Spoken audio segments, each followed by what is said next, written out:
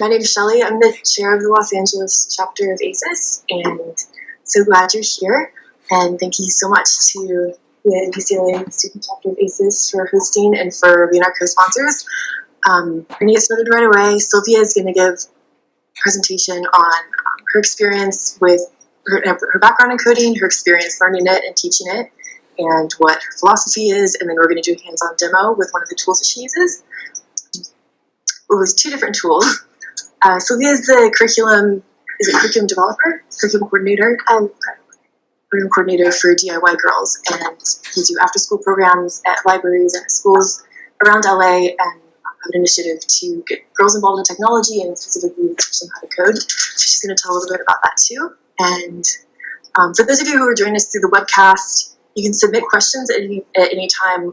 I'm going to be yielding them and passing them over to Sylvia, just so that if there's technical questions about Google Hangouts or anything like that, we're not disrupting her presentation, but we'll make sure to get to the questions too. And feel free also, if you're here live, to raise your hand and ask at any time. And with that, I'll hand it over and to take it away. Thank you. Thanks, Shelly. Again, thanks for coming. If I sound a little funny, it's because I'm battling a cold. I know many of you are too. So again, I am program coordinator for DIY Girls. And DIY Girls is an organization in schools in the San Fernando Valley of Los Angeles, a predominantly Latino community.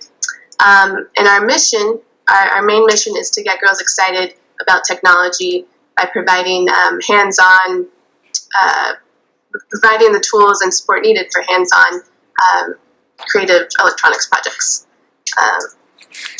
And we do this because we want to shape the way that girls see tech careers, right? So we want to build the confidence needed for them to really feel like they could be innovators in the field and apply the skills that they learn with us to projects that they love. And there is a big problem. We do this for a reason. The problem starts early. Less than 15% of girls show an interest in STEM between the critical ages of 4th through 8th grade. That's why we start in 5th grade. There's actually really exciting news that came up. A new study showed that 76% of girls like or want to be, are interested in engineering when they're told what an engineer actually does and the scope of the field. So again, we're talking about perspectives and how they see themselves in that position. With DIY Girls, most of our girls are Latina because we are in the Valley, and I mean the statistics you can see here, they're stark. About 2% of tech professionals are Latina. Oops. Sorry about that. Lost it.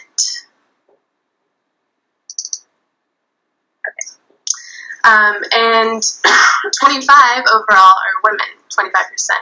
So if you think about it, you know, Latinos in general they make up the majority of kids and students in states like California, Texas, New Mexico. These are big states, right? And the representation in STEM does not mirror that.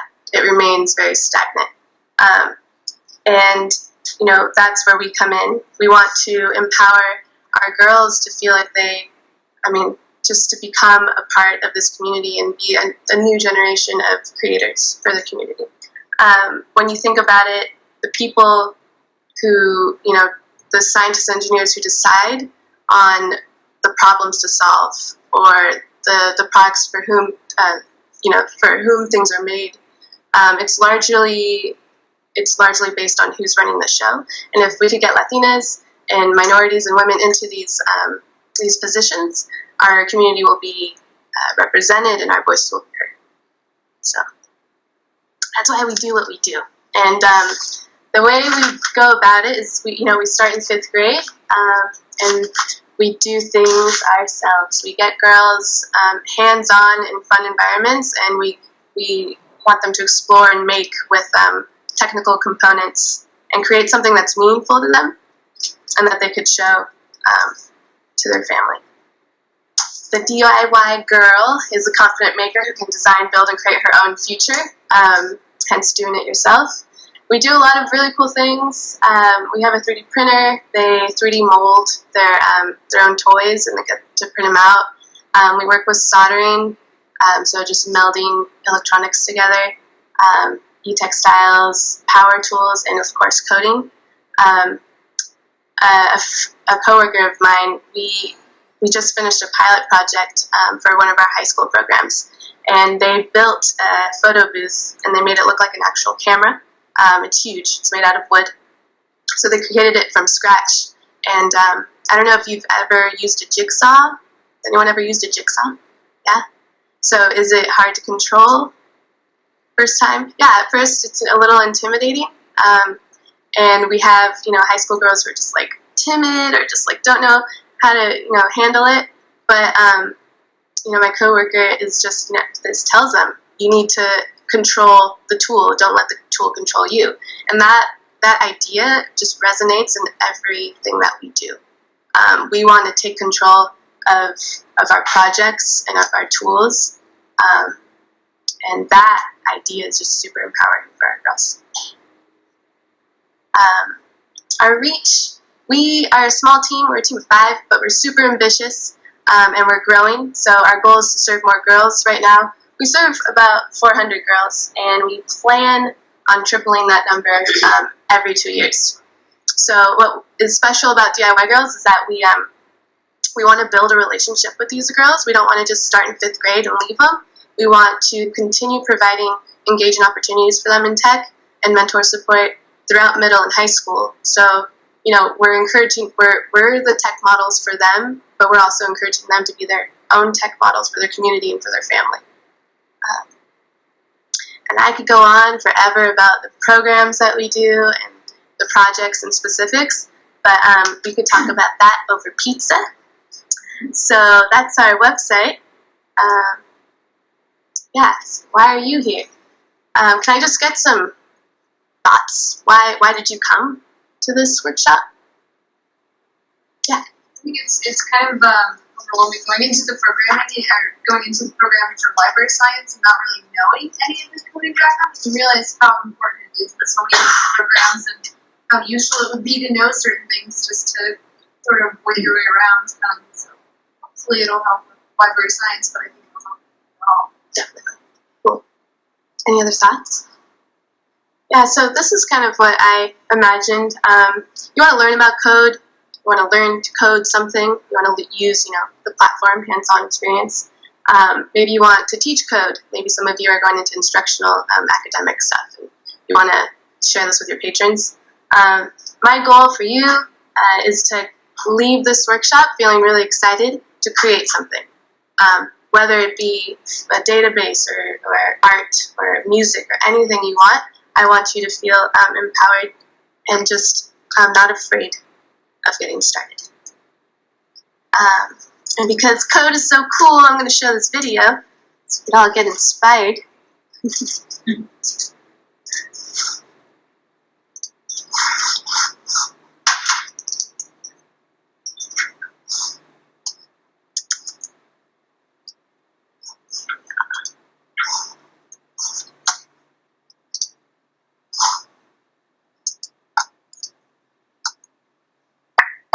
The world is made with tiny bits, with invisible stuff and weightless things. The world is made of DNA, drawn together into tigers and cathedrals and snow cones. The world is made with bits of language, letters and spaces and numbers, organizing nations and brunch and love. The world is made of you, unreplicable, particular you, who are made with tiny bits and words turned together, you whose effect can be enormous, life-changing, history-making, world-better-making.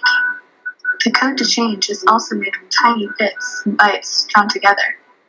To dig wells, to share a joke with millions, to get directions. You are a girl who understands bits exist to be assembled, and when you learn to code, you can assemble anything that you see missing.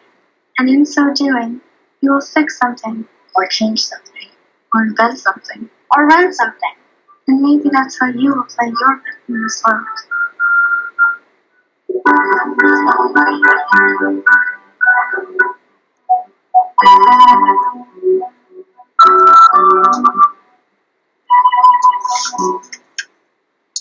Okay, and men in the room, you could also play your bit in this world. Made with Code is a campaign geared to women and girls, rightfully so, because you see statistics. So now that you feel all warm and fuzzy inside, what is Code? So how many of you have an idea of what Code is? Raise your hand. Show hands. Okay. Some of you don't know what it is. Some of you know what it is, but are just like, how would I actually describe it or define it? So I found myself in that position, trying to define things to parents. So now I feel like it's my mission to really make it a tangible thing. So Larry Wall is the inventor of Perl, which is a programming language. And I really love the way he describes code. He uses the analogy of a recipe. So writing code, writing a program is a lot like writing a recipe. In a recipe, you have ingredients, right? You have ingredients at the top, and then instructions on how to use those ingredients at the bottom, below. Well, a computer program is very similar. We have, the things that you're going to be dealing with at the top, and then instructions on how you're going to deal with those things on the bottom. To take the analogy a little further, are you guys familiar with Iron Chef? Yeah. So the Iron Chef, he's the head chef, right? Then he has sous chefs doing a lot of the work for him or her.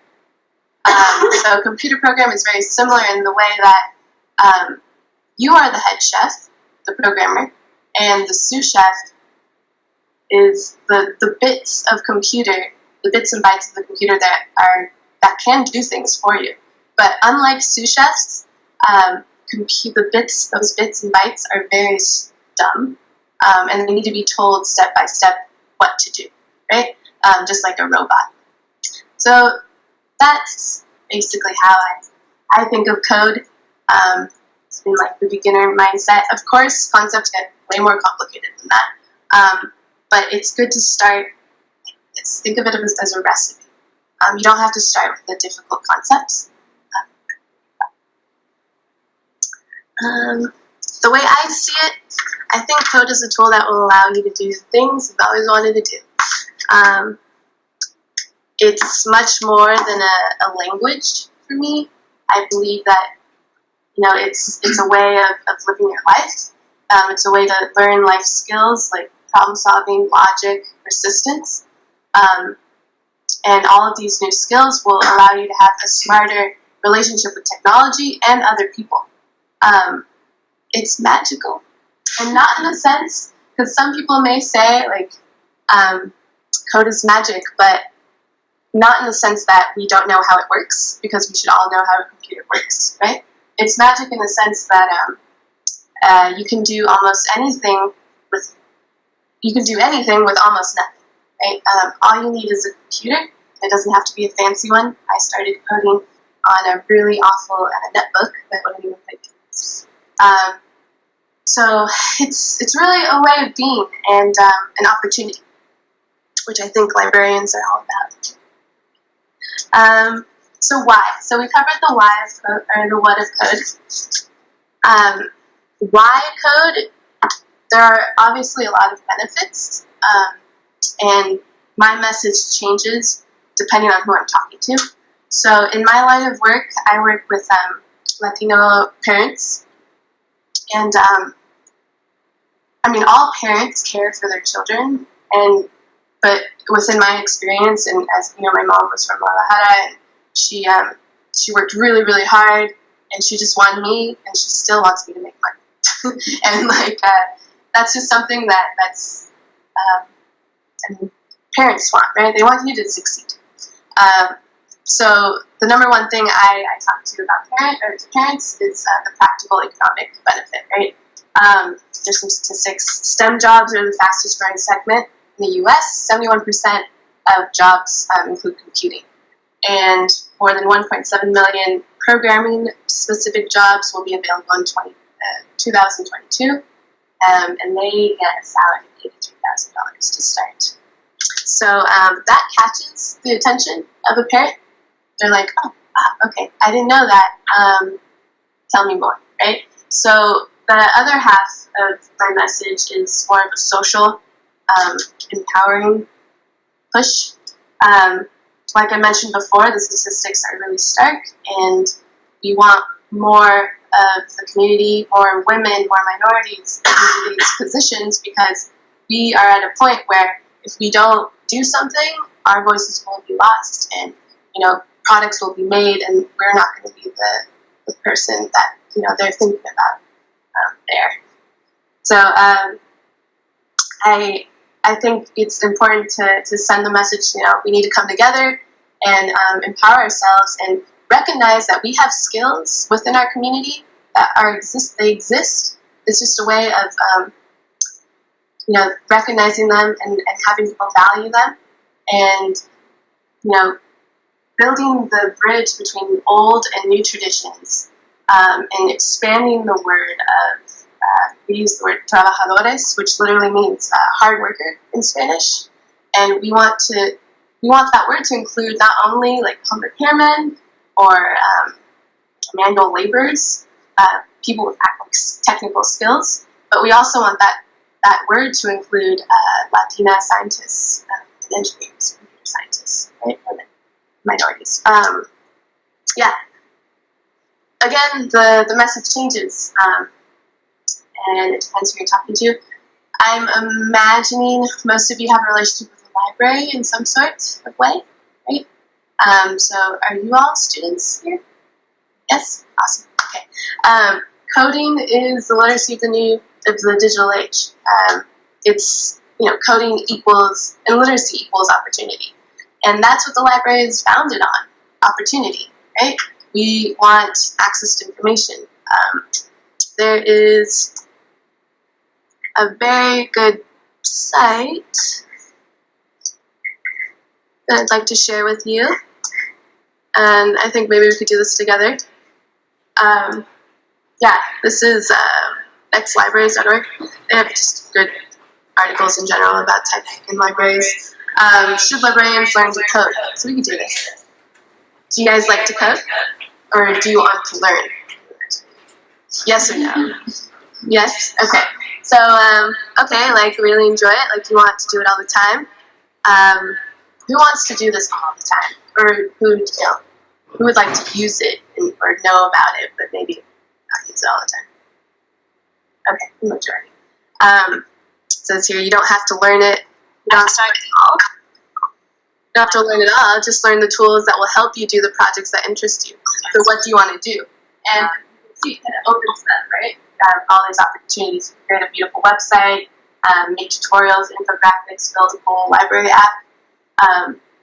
As opposed to, do you like code or want to learn? No, that's fine. Not everyone should be a coder, and I agree. That's fine. But at least learn some HTML, right? So you could, you'll be able to fix some bugs without bothering your IT guy or girl every day. No, hey, I said no coding. Fair enough, but you'd probably learn how the web works. Just looking at this visually, the green, the yes, offers so much more opportunity. So it's something to think about. And I also do love how she breaks down what a librarian is to her. And I could share this with you. One thing I love about librarians is their ability to look backward and forward to preserve the past and enable the future. Now, when I was in library school, the professor who taught us about the history of books and libraries also taught us how to build websites. We can do both. We can speak JavaScript right along with the languages of ancient manuscripts. And I think that's so on point. Beautiful. There's another woman who I look up to in the library world who does a lot of tech stuff. And I'm imagining this is her name, Adramita Yelton, but maybe it's just a blog site. She talks about tech or learning how to code, allowing you to optimize your workflow. I intern at LA Central Library in the children's department, and I was there the other day, and I'm just typing in ISBN after ISBN number. All I wanted to know is how many circulating books existed in our system. And I was just wasting so much time, and I'm like, there has to be a script that would do this for me. Like a computer could do this. I could read to children, you know? So knowing code and learning how to code, it gives you that mindset. You know, as humans, we're problem solvers, and we want to make the most of our time. So even just knowing how code works gets you thinking, and gets those gears going. She talks about improving usability, communicating with your IT and vendors. It's really important that you speak the same language. And this is my favorite. She says that insight, dreaming, and creation. Code lets you see. Learning to code lets you notice things you hadn't seen before or had believed to be immutable facts of the universe, and recognize that there are real things that you can optimize them. So empowerment is cliche, but that is quite literally what learning code gives you: the power to see and change more of your world. I don't know what you'll see when you have the power to create. That's the wonderful thing about open source, about decentralization, indeed about creativity. 1,000 of us can dream a million dreams, but if I teach you how to code, you'll have ideas I never imagined, and you no longer need my permission to build them. So that really speaks to me and how I see this playing out in our world as librarians, but also, as you said, just regular people. All right.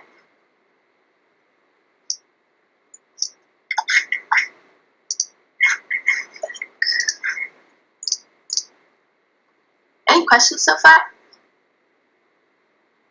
You good? Webland? You good? We'll have these sites and all the links and everything available after. Yes. Okay, so now we're at the point, okay, we all want to learn.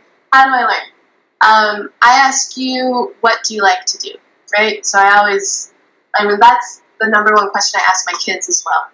I don't know what to do with a project. Okay, well, what do you like? And let's go from there. It really depends on what you want to do with code, and choosing a platform that will fit your needs. So there are many languages out there. If you want to do digital art, I will give you one recommendation. If you want to do a database entry, another, websites, another. Today, hands-on fun is going to be more geared toward art, right? Because it's fun and you can just play around. 3.js Play GND Playground is a 3D JavaScript library. And JavaScript is the language of the web. It's basically what makes things interactive on websites. It's super practical. It's a great language to learn, and that's kind of where the money is right now too. Just another tidbit. We're also going to look at Scratch, and Scratch is for kids. It uses Blockly, which is a programming language made by MIT, and it's a drag and drop code. It's beautiful. It has a lot of multimedia effects. It's great for kids. Some people don't like it because they think it's not coding, but I say that it really sets up that code mindset, and it really does. It could be hard. It's hard to make games on Scratch, so it gets you in that mode for sure. How do I teach?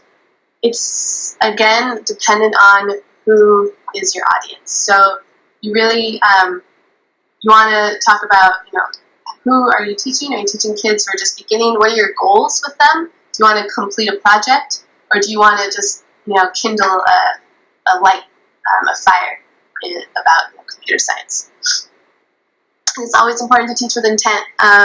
With my girls, usually I can't keep them on the computer for that long without a project or using a balance of digital and analog. So what we do is we use the Makey, which is a circuit board that hooks up to your computer, and it pretends it's the keyboard.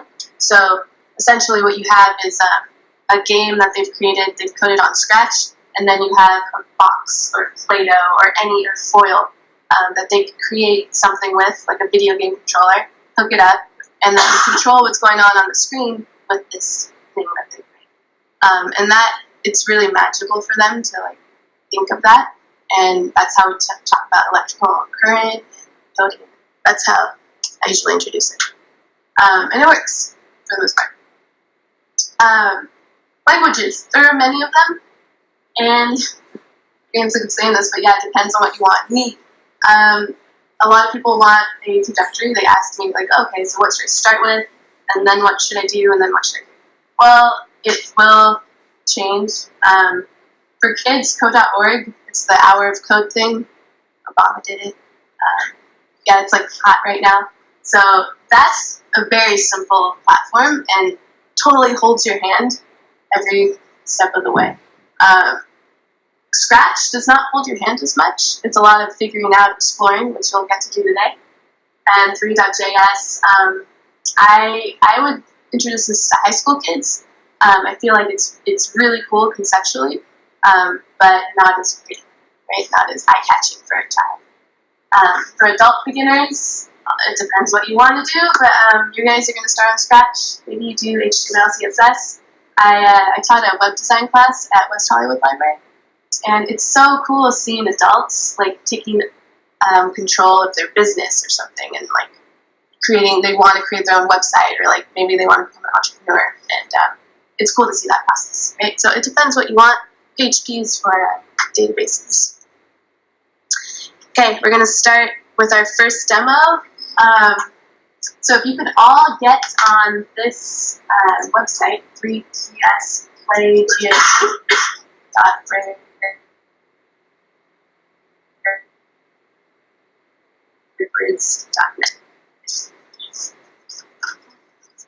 In Webland, you can do the same.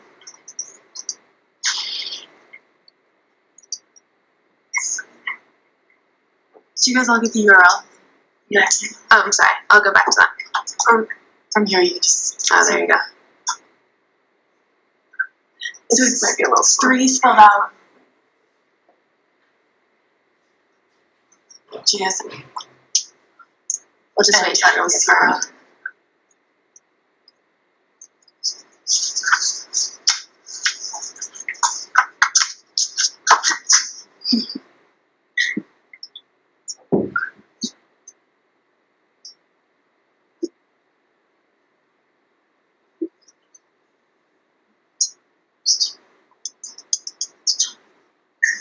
So is everyone sees like a cube? Yeah? Okay. And the cube should be moving around. Great.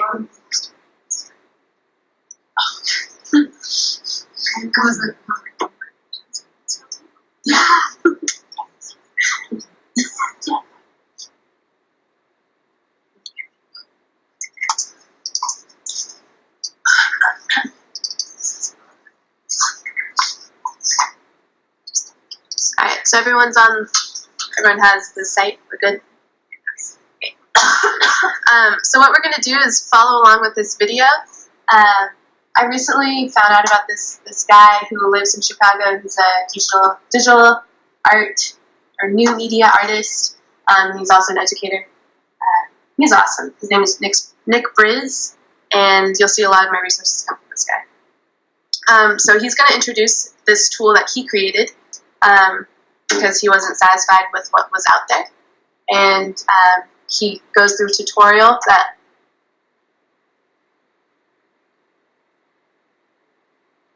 shows you how to, first you don't have to make a can, you can make anything you want. And we could pause if you need more time too.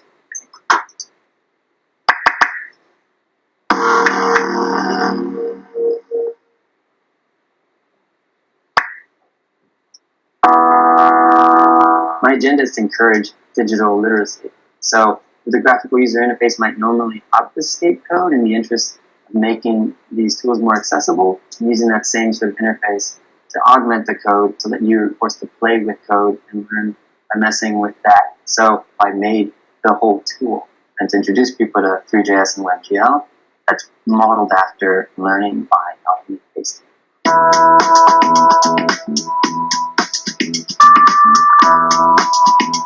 My name is Nick Briggs, and I'm a new media artist / educator based in Chicago, Illinois.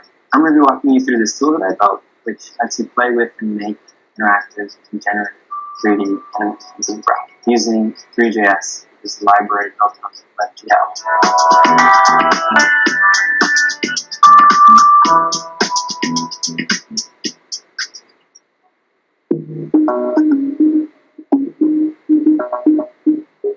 It started from my frustration with personally experimenting with this stuff because I'm a media artist and I work in this experimental copy-paste tinkering way.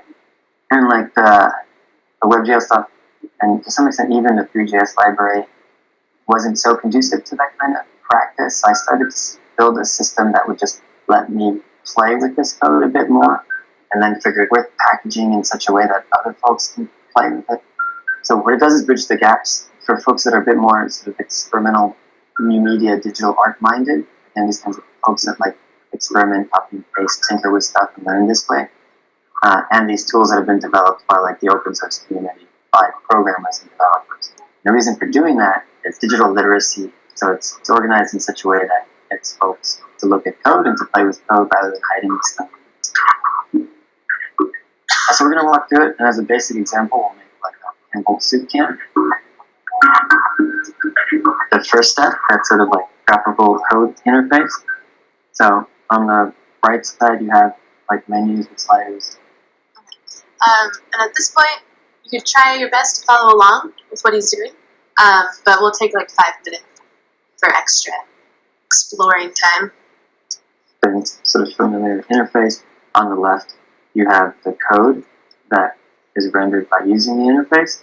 So you can't interact with the code here. You're not so like you've got a menu here where you pick a shape. So we'll pick a cylinder and make a soup can. And so as soon as you pick a cylinder, you notice that like that first line changes from 3.cube geometry to 3.cylinder geometry. So that's kind of like the first clue of like what that line does. And then there's a bunch of numbers here, right, which correspond to the geometry. And we've got sliders here that says radius top, radius bottom, height, and radius segments. So if I move the height slider, you can see the geometry changing in real time, but also you notice like this number changing. So that's kind of like the clue, like, okay, that's what that number does. It controls the height, which you might not know just by looking at it. That's how you kind of start to learn this stuff. Then you've got a little menu for the different materials. So we'll go with just like the basic material. There's a checkbox here to give it a texture, and there's like a drop-down list. So when you click on the texture box, you've got a menu where you can choose from some preloaded textures, or you could just upload your own texture. So I've preloaded the Campbell soup texture, so I'm just going to load it up. So if you want, and then we move on to the next step, which is the editor. And so this is a basic sort of 3JS template, which is made up of 2 functions, a setup function and a draw function. So as soon as I copied that code in from the last step, the Campbell soup can, it's sort of like. So what he did there is he jumped from the step 1 to step 2, which is the editor, and you'll see 1, 2, 3 on the top. Right. So once you have a shape that you like, you want to play with, you could go ahead and go to the editor section. So maybe I'll give you like a couple minutes to get a shape and play. But if you're ready, you can go to the editor. Okay, that's it.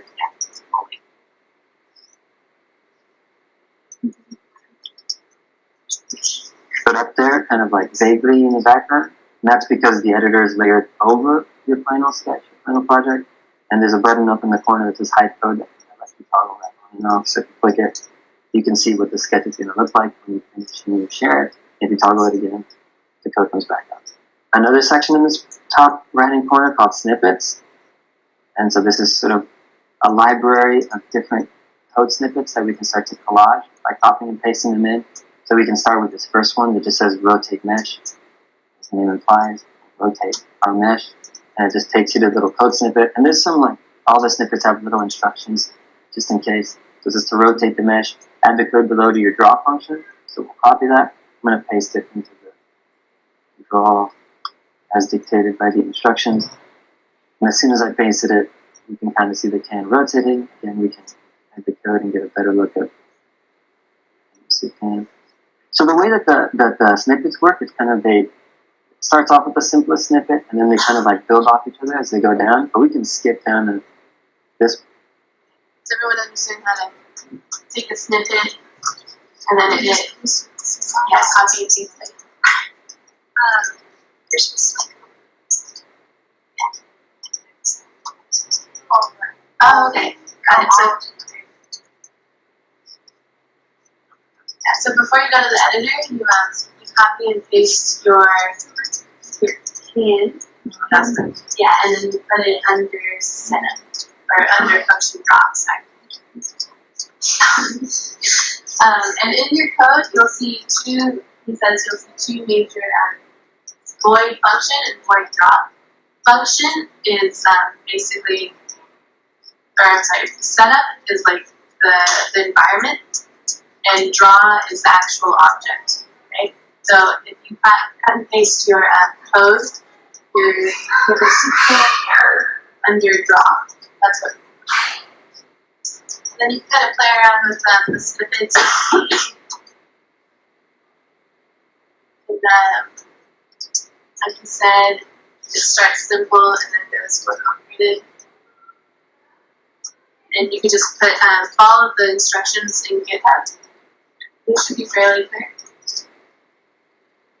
See what happens.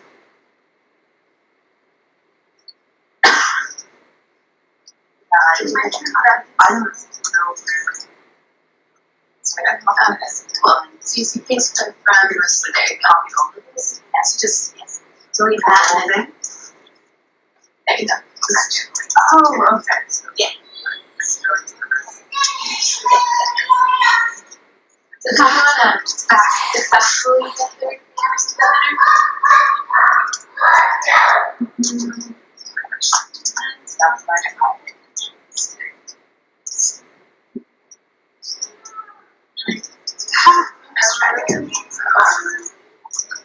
So now I should see what is environmental. Or create your color.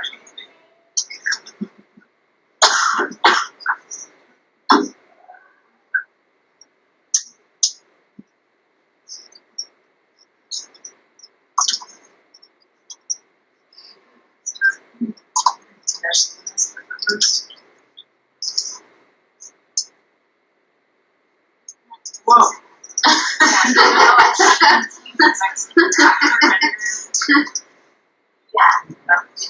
Yeah, you don't look at render. Yeah, render means show, so that's why.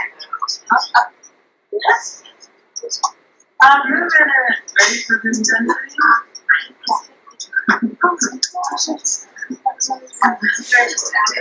So, just look at the object flower. Just good edit. Yeah, I did. It's watching and just all that. So you actually give like that.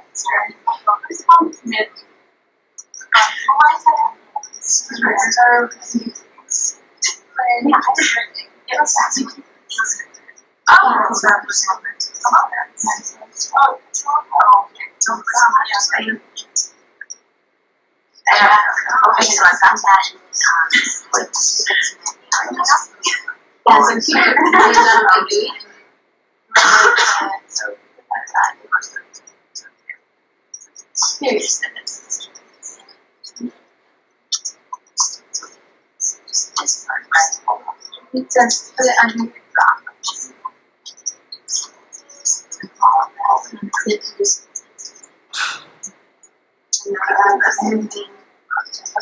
Cool. Yeah. So does everyone have something moving? Cool. Yeah, so it's all about exploring. Like you can spend forever on here. I'm gonna just press this again and feel free to keep exploring. Bring 500 camel soup can. So he's gonna make 500. So this is like a 2D environment. We have got objects, but we've also got a camera. So we can move the objects, or we could also move the camera. That's something we want to do. So one snippet says swing camera or mesh. This is just like literally one line to swing your camera around.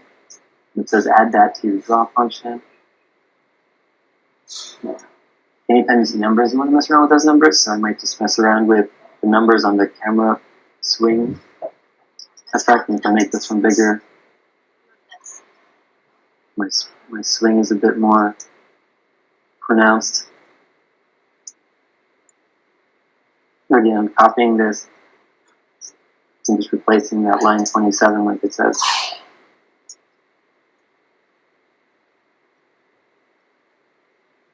Yeah, so now we're getting, now it looks like net art. So then the last step of the thing would just be to like archive it, right, to save it. And you've also got this little menu. So you can share, so like as you share your sketch, folks can still mess with your sketch, and they can save that as their own like remix or iteration, or like fork as they call it in like open source. Copying is, in my opinion, how creativity works, and to some extent, how digital technology works, and nearly everything is a copy, RAM, and memory. Interfaces and software, they all have kind of an embedded ideology. The folks that make this stuff embed and to some extent impose their politics on these systems and therefore on you. For specific examples, a text editor versus a PDF, a tiny bit of politics in that. It's just like, no, you shouldn't be able to copy this versus another piece of software says, no, you shouldn't be able to copy this. The effect of recognizing those politics, whatever they are, just means you can choose to like subscribe to those ideas or not. So if you disagree with one paradigm, you recognize that it is a paradigm, and you can look for software tools or a computer. It's a scenario that more reflects your worldview.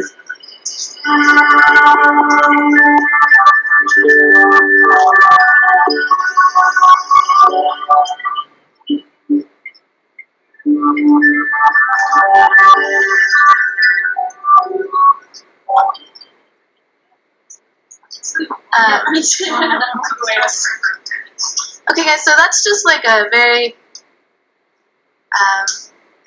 simple demo, and you could probably continue on this for the rest of our time.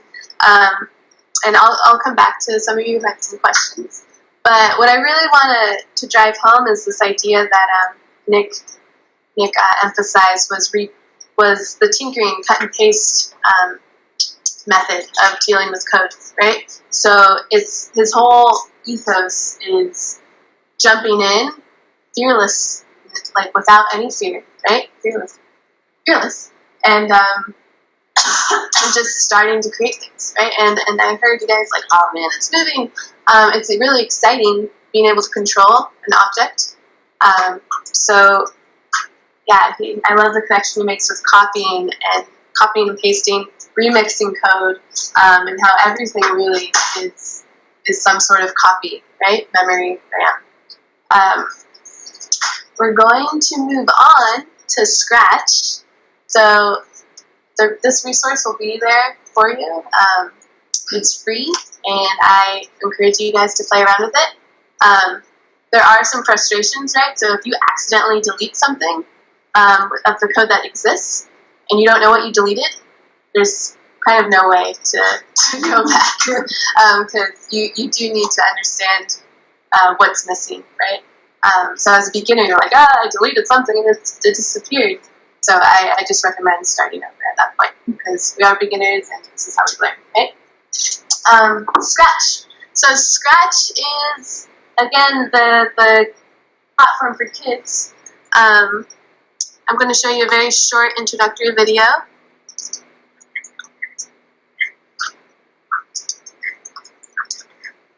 And then we'll get started.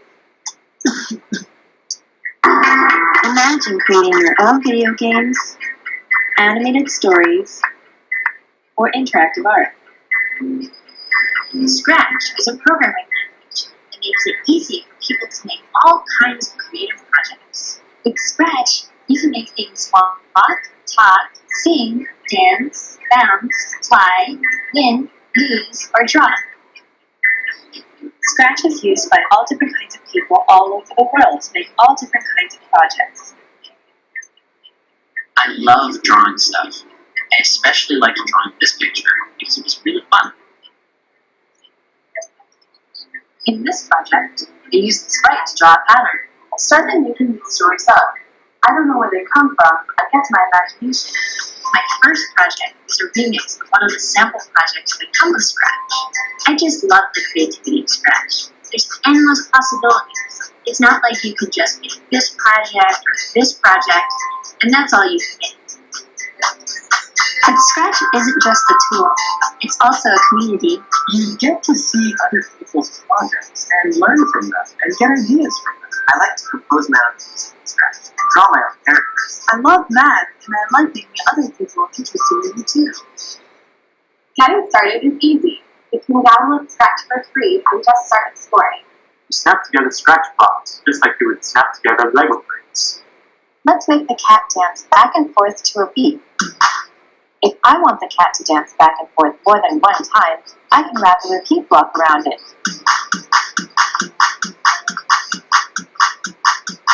Now let's make it interactive. I'll place this block on top, and now when I click on the cat sprite, check out what happens. You can even try different things out while the project is still running and experiment with different scripts. It's a program that lets you explore your imagination. You can do whatever you want. You can design anything.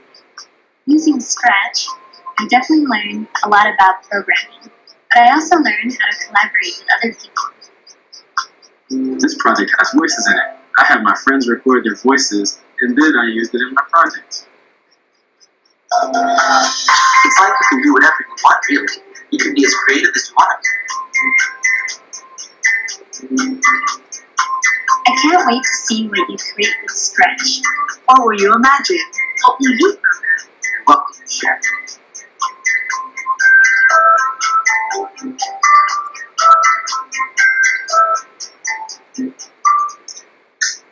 All right, more inspiration coming your way. When I showed this to my class of fifth graders, they cheered afterwards. It was really fun. I was like, yeah, thanks. So now we're going to explore Scratch. You are going to go to this website, www.scratch.mit.edu, and you will create, right? We're going to take just 5 minutes, and I want you to just dig in before I tell you how it works. And this is really just to give you a chance to explore. It emphasizes, again, not being fearful of jumping in, embracing not knowing what to do, and embracing the fact that it's okay to make mistakes, and it's okay to feel like you don't know what's going on sometimes, because that's how we learn. So once you're there, then you click create. Try to make something, make a cat dance, or do anything. You can work together, ask each other questions, and just try to figure it out in general. And I will stop you at 6:30. If you do also have time, please sign up. You don't have to sign up with your email address to get started, but if you do want to save your projects to our studio that I created, you'll have to just do a simple email setup.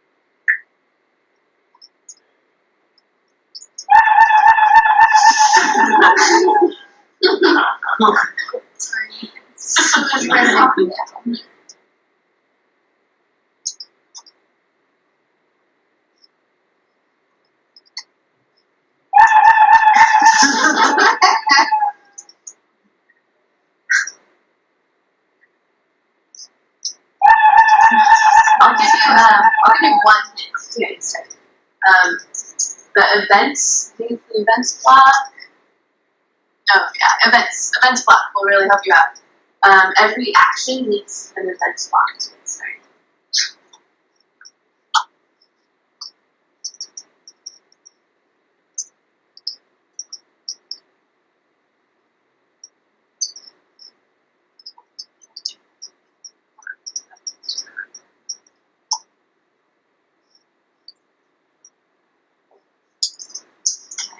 Tell you what happened with the case script.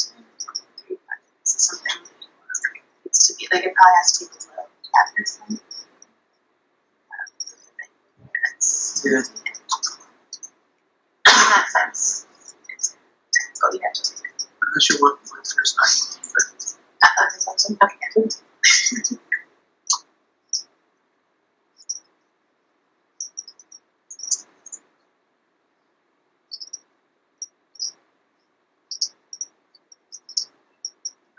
Okay.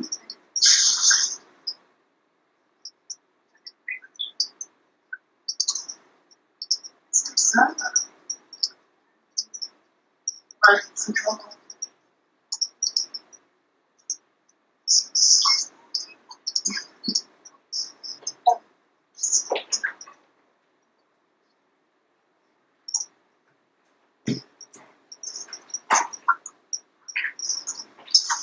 stop you in a couple minutes, 2 minutes.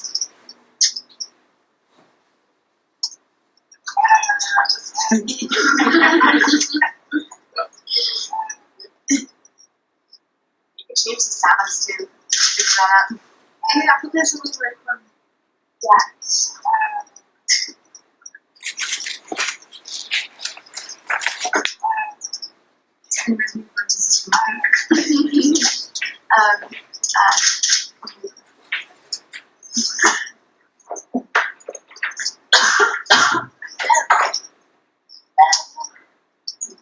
Check out that. Oh, nice. No. So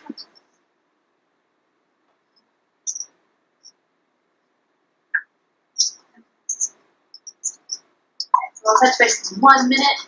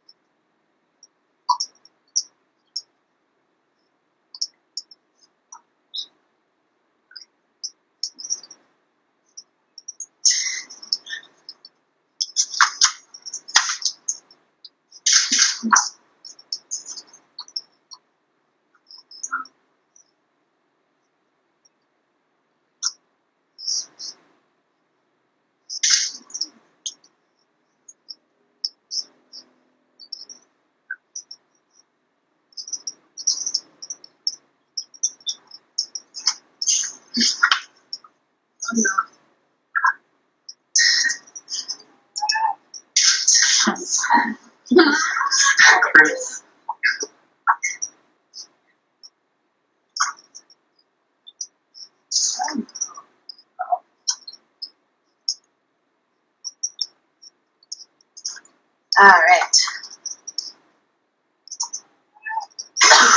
Okay, so we're gonna pause. So yeah, what did you guys think? Just jumping in and exploring. What was hard? What was easy? Any thoughts? Anything? Trying to figure out where to drag it to. I know that's so simplistic, but it's just Yeah, definitely. Just like how the environment works. Anything else? Did anyone figure out how to do sound? How did you do sound? Sounds. Yeah, Or so you can record your own. yeah, so you can record your own. There's a library of sounds. And what block did you use? What color was it? Purple one? The purple, right? Yeah. Cool. All right.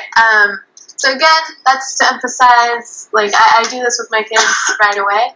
I want them to feel a little like, I can't figure out how to do this, and just by clicking around, hopefully, if it's good user design, right, you get it eventually.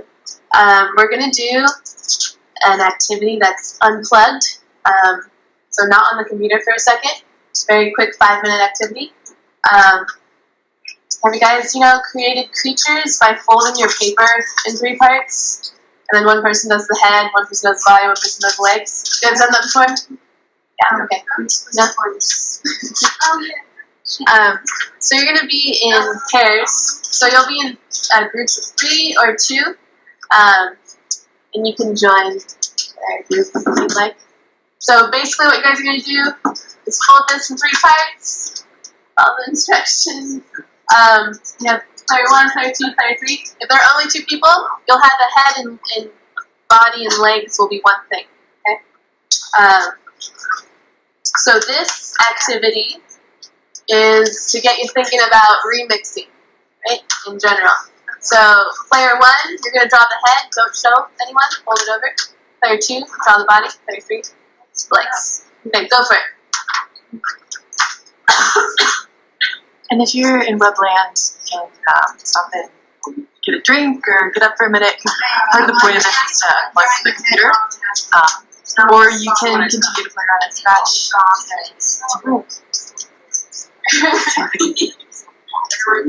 Oh, yeah. Webland. A lot of the work I do we work with kids, so we want to make sure that we have a balance of being on and off the computer. And I found that doing activities like this, and I call them fun activities, it really keeps the kids engaged. And then, you know, and this creature creation on paper activity is really aligned with our next activity. So it's about thinking forward and allowing for that balance.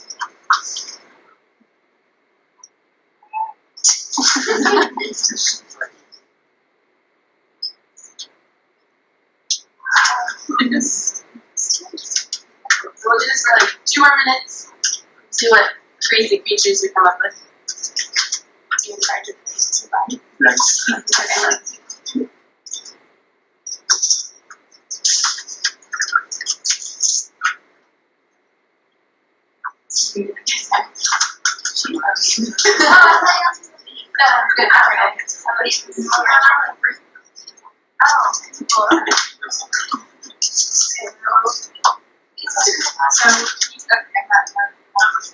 And then just leave the start from the bottom. Thanks.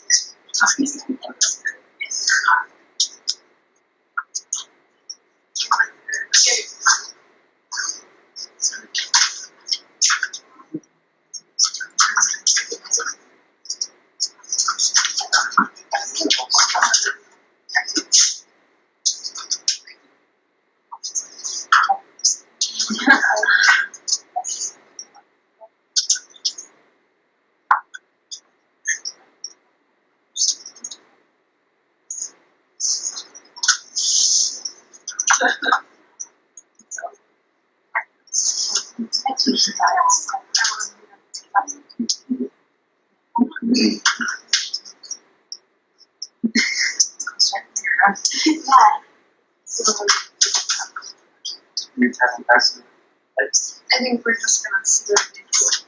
So I want to draw a line. Yeah, so like you did the head. Okay, that's gonna be towards. Wes? I just Oh.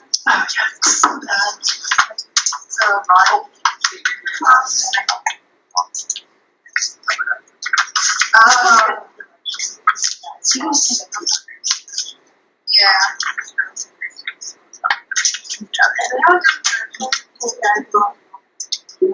Yes, somebody, it's in your best interest. No, he's not.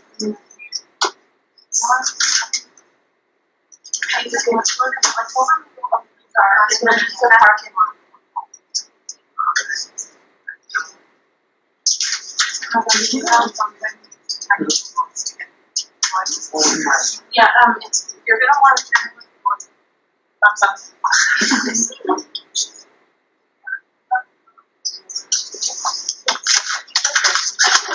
Oh, yeah.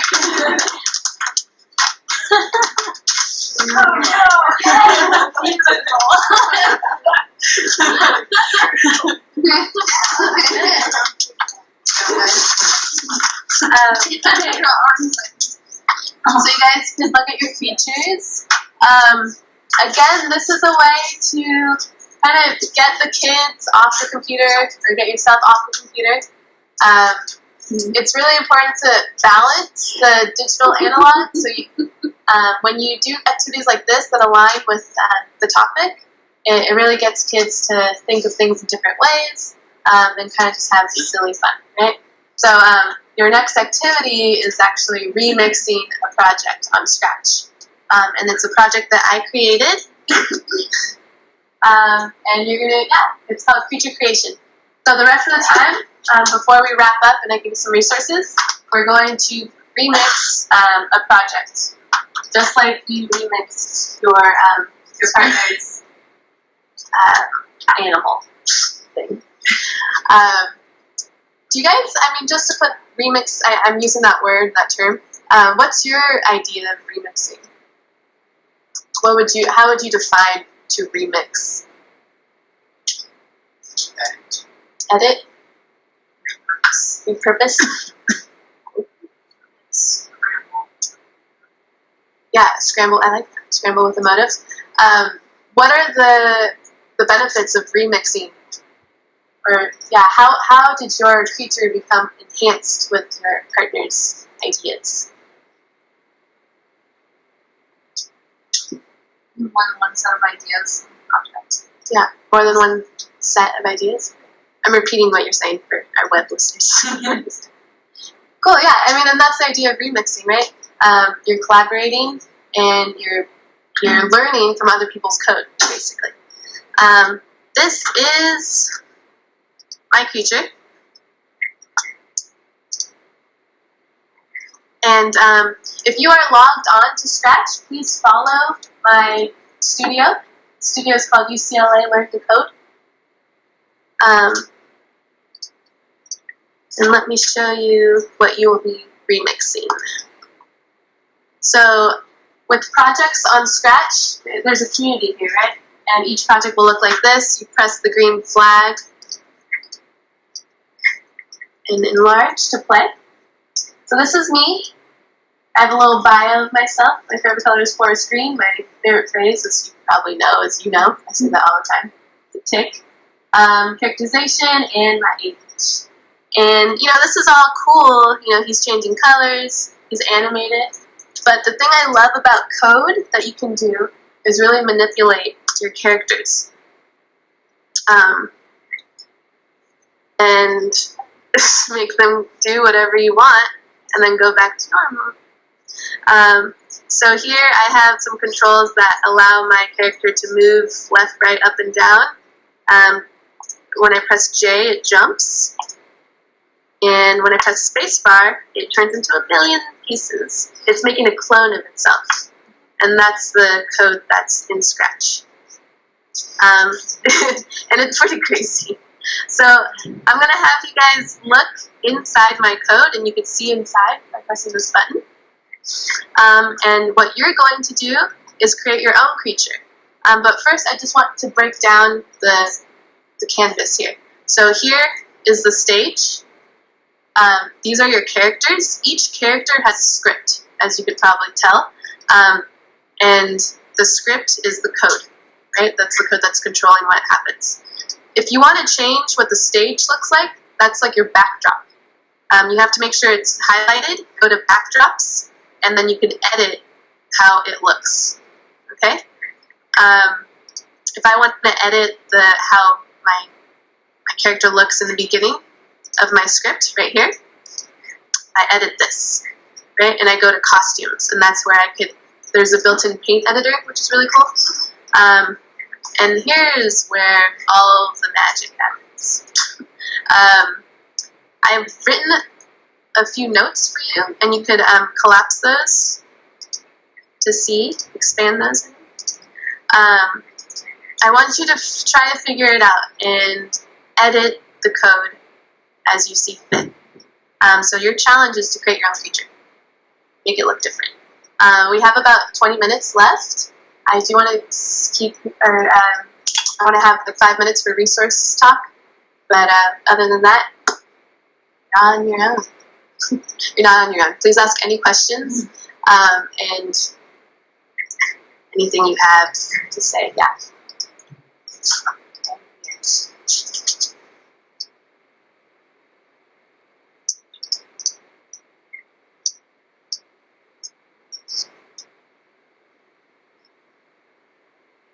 And say you want to do something completely different that will not hurt my feelings. You can check out the other projects and try to remix something else as well. I somehow missed the part where you can show going to those. Oh, no, right, those first.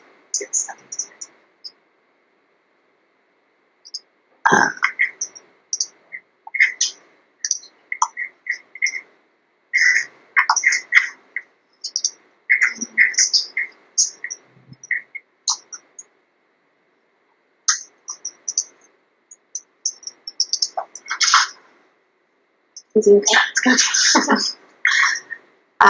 If you guys if you want to know or know more about what you can do, maybe remix something else, you can go to Syl Studio, and I'll put that link up in a second.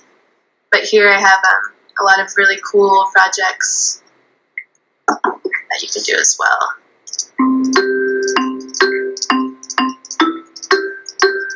Like this stuff, I swear, some of it I could even museum, and it's just like beautiful.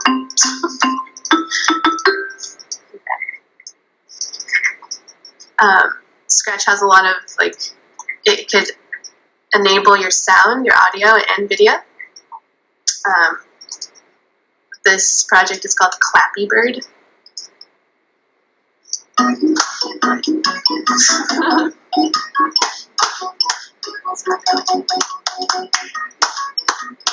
That's not working. Totally not. Sorry, guys. So yeah, please continue making the feature.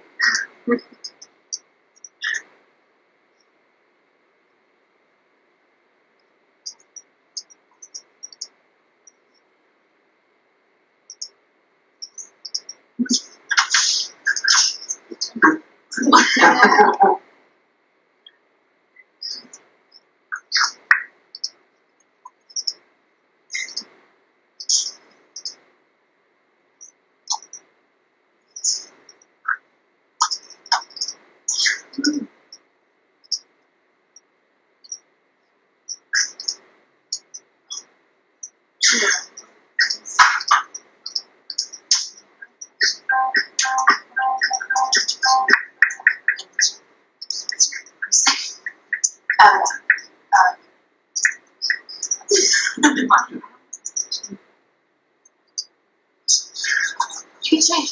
Yeah, like, take a look at these notes. Yeah, so like just play around with numbers, size.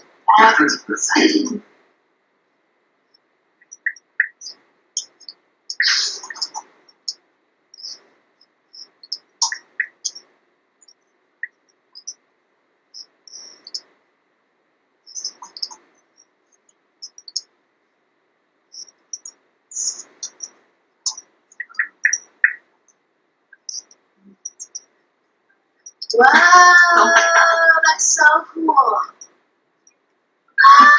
Right. So it's changing the costume. In this costume. Oh yeah, still. Yeah. So see how you change it. How do you You want that one? Okay. So it's take all my other ones. Is that? Oh no. This is totally your project. Okay. You do whatever you want. And you would make duplicates and edit them.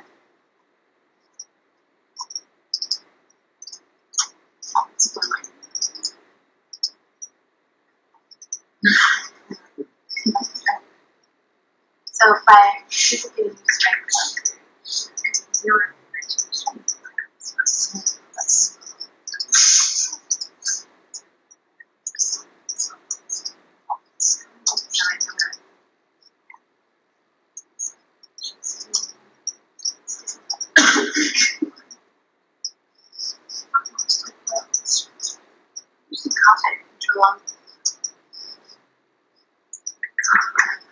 script.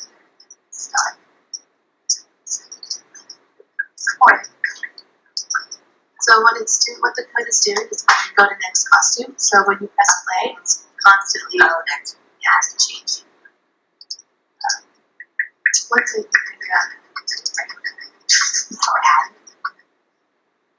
Oh yeah, that's sad.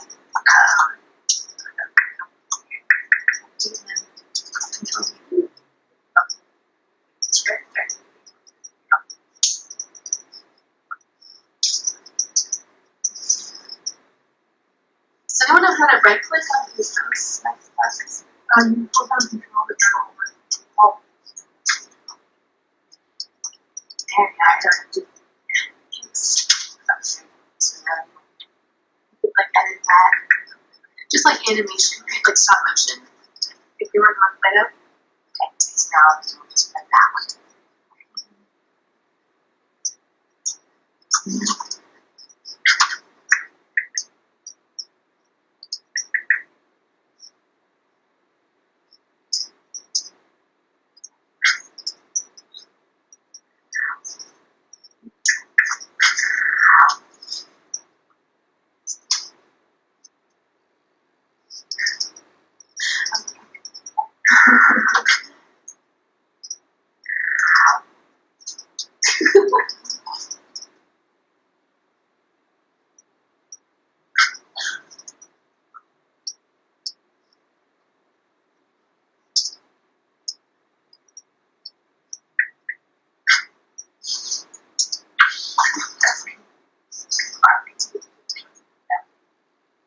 Yeah,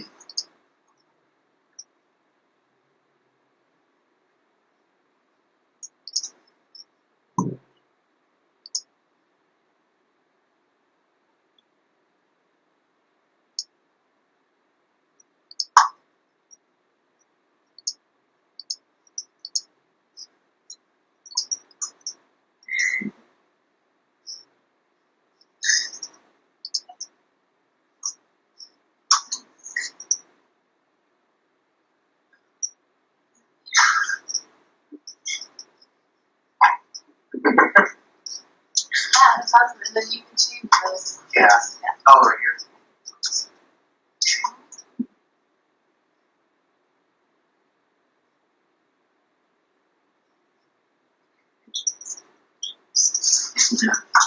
That's why I started doing Yeah.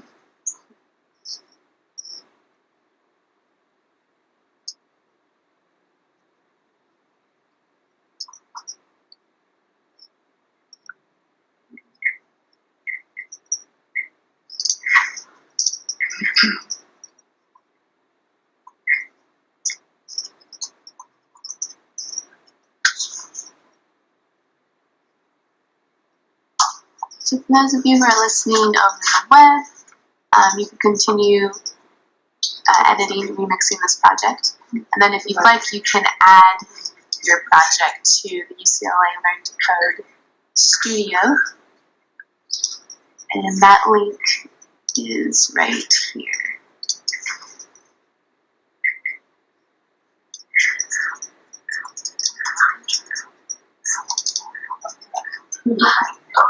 On the bottom of this slide.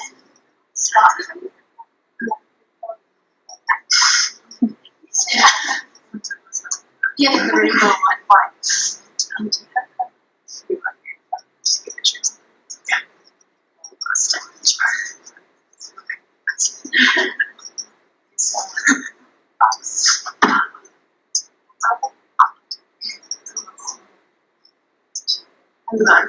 It's going okay. I'm gonna try to I saw that scripts that you sense when things are being touched. So I'm trying to Yeah, that's awesome. And, if you're interested, you can just type in names in Scratch and see how creative it is. Cool. That's one project.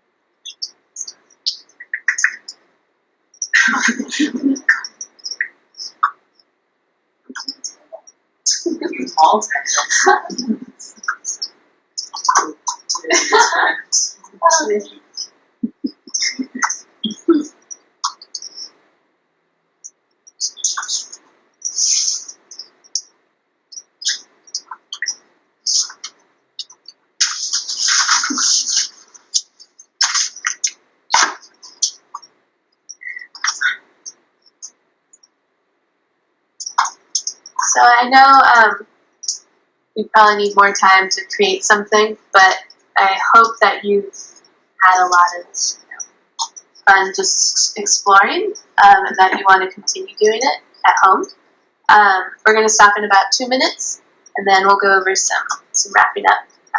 We'll wrap up with resources and a critique sheet.